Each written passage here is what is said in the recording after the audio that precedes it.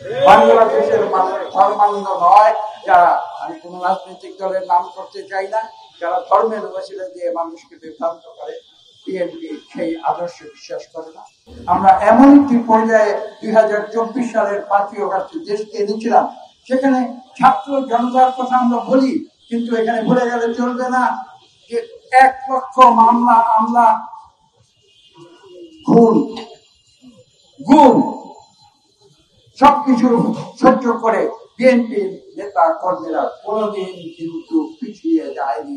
বাংলাদেশে জাতীয়তাবাদী শক্তি বিএনপি তথা গণতন্ত্রকামী যে রাজনৈতিক দলগুলো আছে, তারা বিগত আওয়ামী ফ্যাসিস্ট সরকারের সময় যখন অত্যন্ত কঠিন একটি সময় পার করছিল, তখন কিন্তু এই ওলামা দল তাদের দায়িত্ব সাহসিকতার সঙ্গে পালন করেছিল এবং কখনো পিছুপা হয় না।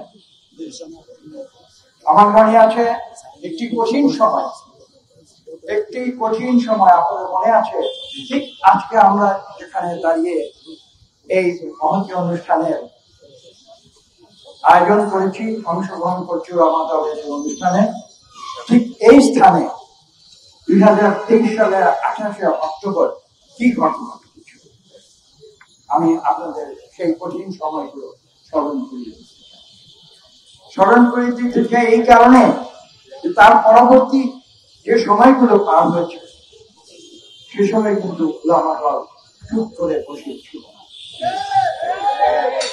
এবং আমি আপনাদের নির্দিষ্ট ভাবে বলতে চাই যে তখন ওলামা দল বিভিন্ন স্থানে গণতন্ত্র পক্ষে, মানবাধিকারের পক্ষে তারা কাজ করে গিয়েছে।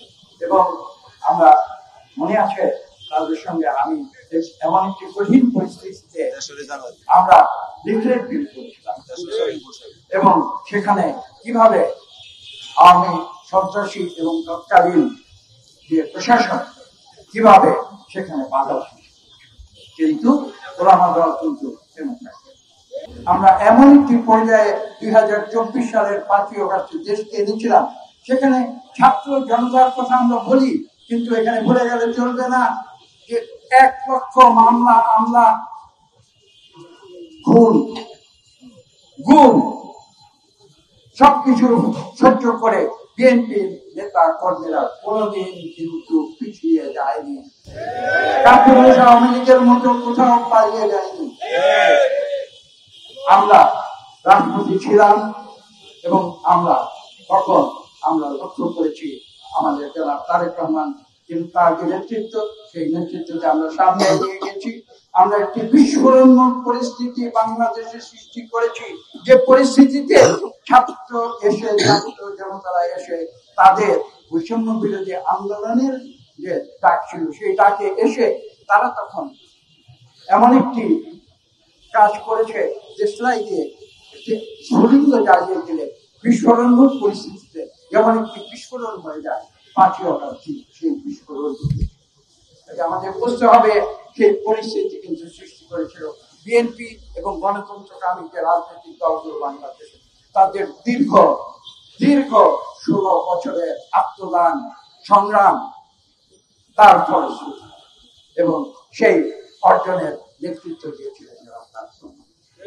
আজকে এখানে এসেছি আপনাদের কাছে, মোহাম্মদী বালকরা এখানে রয়েছে, আমরা বিশ্বাস করি যে তারা সত্যিকার যে ন্যায় নীতি, সততা এবং জিয়া রহমানের যে আদর্শ, যে শৃঙ্খলা, আমরা তাকে উদ্বুদ্ধ হব। আজকের মোহাম্মদী বালক বালিকাদের আমরা সেখানে এই আদর্শে আমরা তাদের উদ্বুদ্ধ করব, যাতে করে তারা ভবিষ্যতে বাংলাদেশের সঠিক নাগরিক হিসেবে গড়ে উঠতে পারে। অনেক বক্তারা বলেছেন, আমি তার বিরক্তি করতে চাই না।